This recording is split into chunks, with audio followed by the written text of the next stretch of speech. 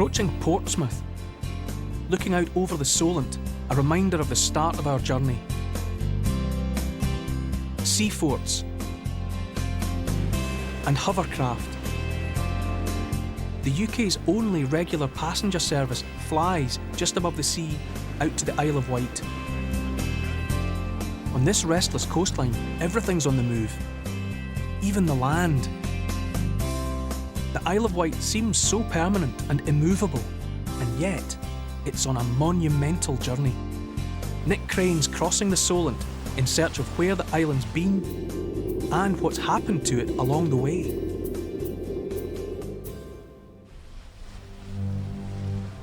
Sailing around the Isle of Wight, you get some sense of its size. At 23 miles across, it's England's largest island. It seems like a lost world. In fact, it's a time capsule containing clues to a journey the whole of the British Isles has been on. On a lost world, you'd hope to find dinosaurs, and you wouldn't be disappointed.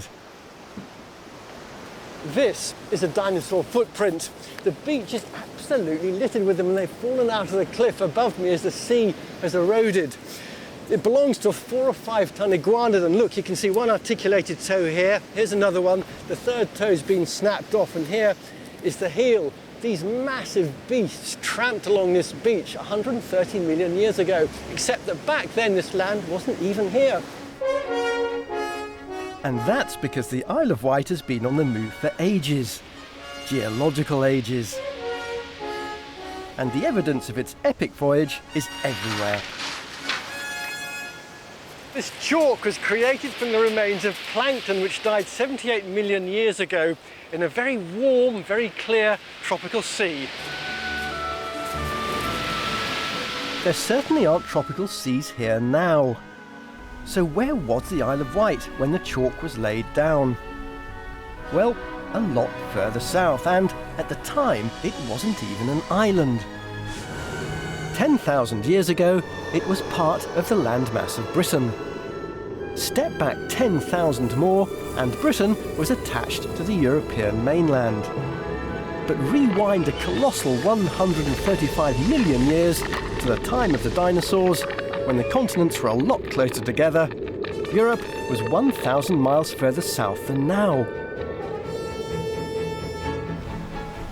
The Isle of Wight has seen a lot of action on its journey north, and not surprisingly, has picked up a few knocks along the way. You can see the bruises from those knocks in the landscape. Overlooking the multicoloured cliffs at Alum Bay, geologist Alistair Bruce is helping me get my eye in. What we're looking at is the huge fold in the Earth's crust. So if I elaborate by showing you this, this is essentially what we're looking at, end on. So this bit of the book is that peninsula sticking out into the sea? Yeah, those horizontal beds in the distance. As you come further into the bay and into the sort of alum sands themselves, they've now been tilted vertically. And that's the vertical part?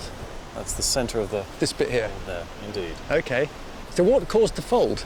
Well, millions of years ago, when Africa sort of thundered into Europe to create the Alps... These are the plates covering the surface of the planet that shift around. Constantly moving.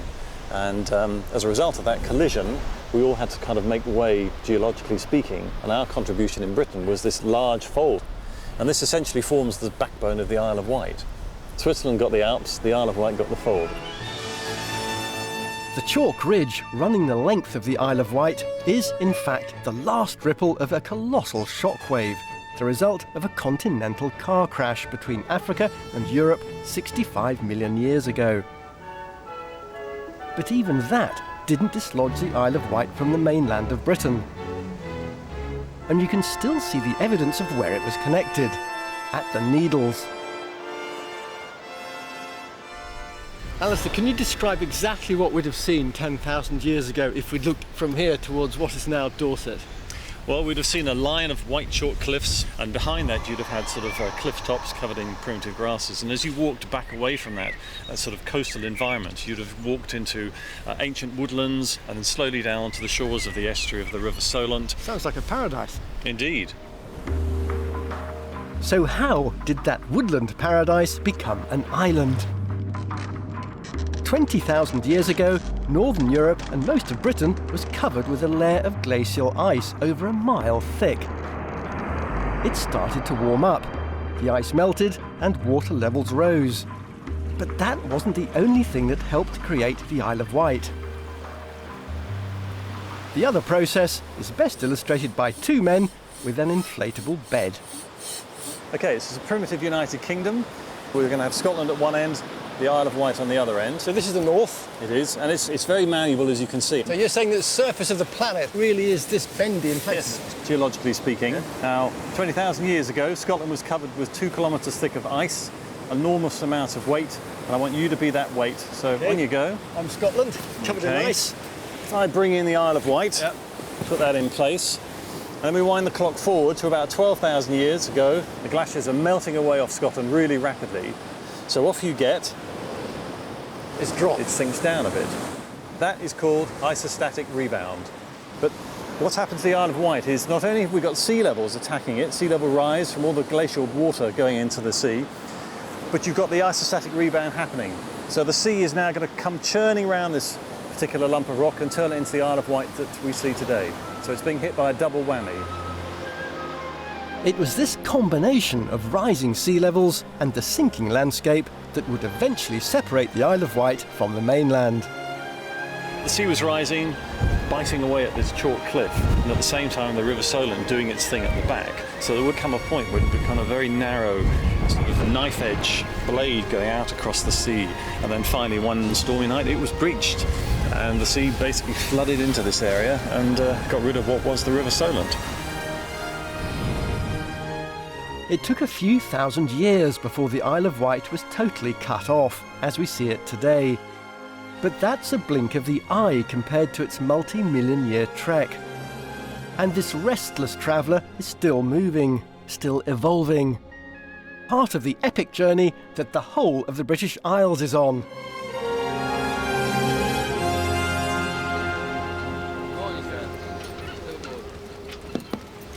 At the end of my journey, I'm also off out to the Needles.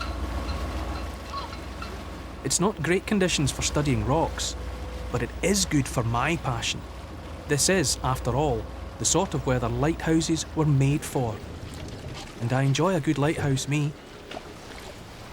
So I couldn't resist a visit to this one, on the Needles, especially when I found out they're about to clean the lens.